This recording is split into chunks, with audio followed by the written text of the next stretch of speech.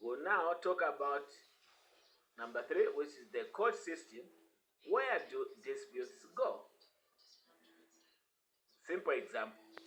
Not every fight belongs to the same courtroom. The system is tiered based on how much money is at stake and how complex the law is. Okay? So it's not that when there's these disputes, you go to the same court. Okay? There are certain things which are involved. So which they consider. For example, they'll consider how complex the law is or how much money is involved. Okay? There is what is called small claims court. For small claims, e.g. up to $5,000 or $10,000, depending on your country. For example, a customer pays $500 for a custom bookshelf. You deliver it, but they refuse to pay the final $200. You can take them to small claims court. It's cheap, fast.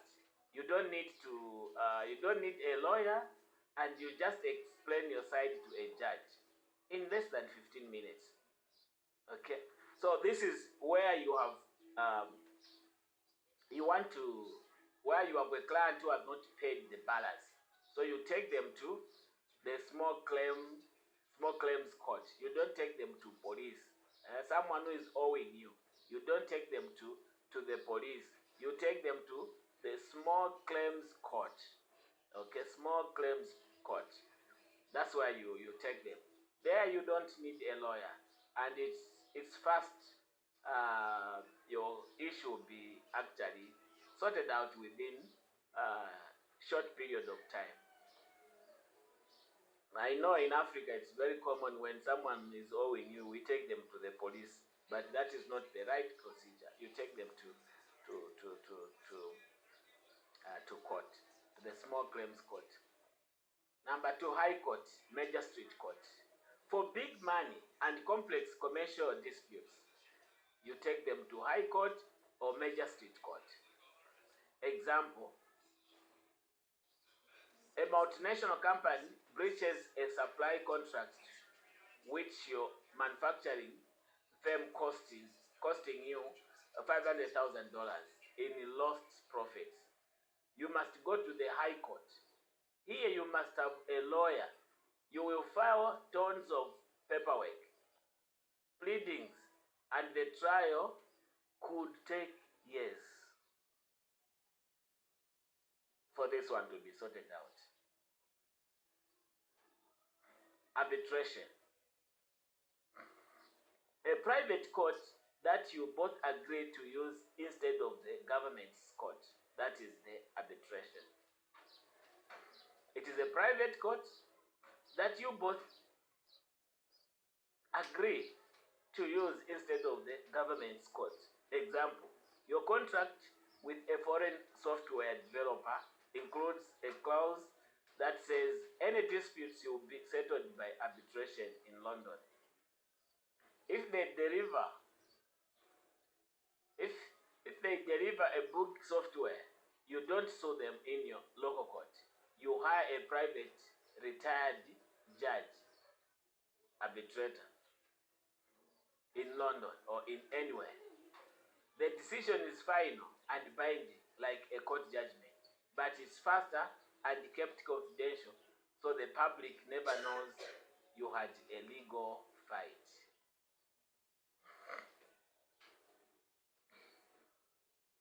Number 4, the golden rule.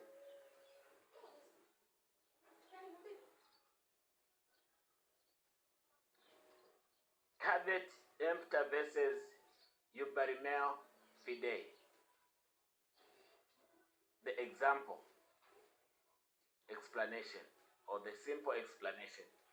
These rules tells you who has the responsibility to tell the truth before a deal is signed.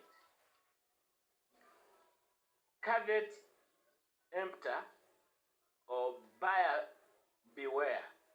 This is the default rule for most everyday sales. The seller doesn't have to volunteer every tin floor. It is your job as a buyer to inspect, ask questions, and do your homework. When you are buying something, you as a buyer, you are the one who should check what you are buying. You have to check if it is expired. You have to check if it has got faults. Okay? You are responsible of checking all those before you get your product. For example, you buy a used car from a dealer shop. You test drive it. You look under the hood. You don't ask if the air conditioning works. You buy it, and 3 days later, the AC blows hot air. The dealer says you didn't ask. Under caveat emptor, the dealer is actually right. You are stuck with the repair bill because you didn't inspect it properly. So you have to inspect whatever you buy. Make sure that it is intact. Where you are not sure, ask the question. Because whatever the seller is going to tell you is what you raise in the court of law if any legal issues arises in future.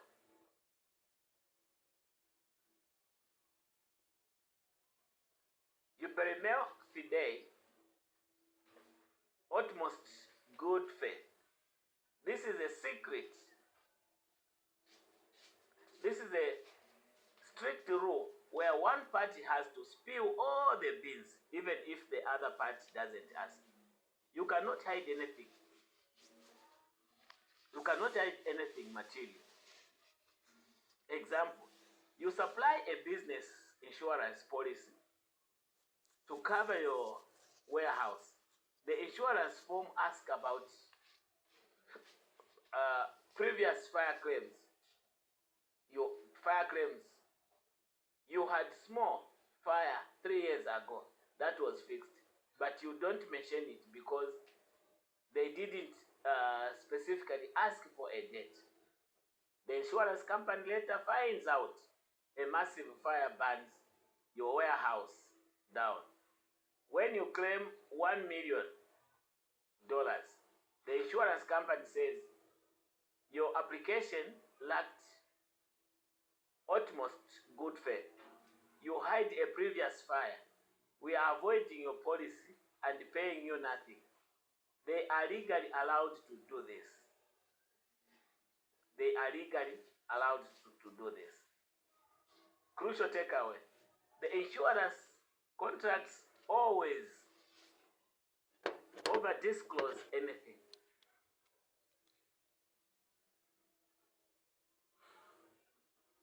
So it is important that from the very beginning, you explain everything to the insurance company so that in future, you do not have issues with them.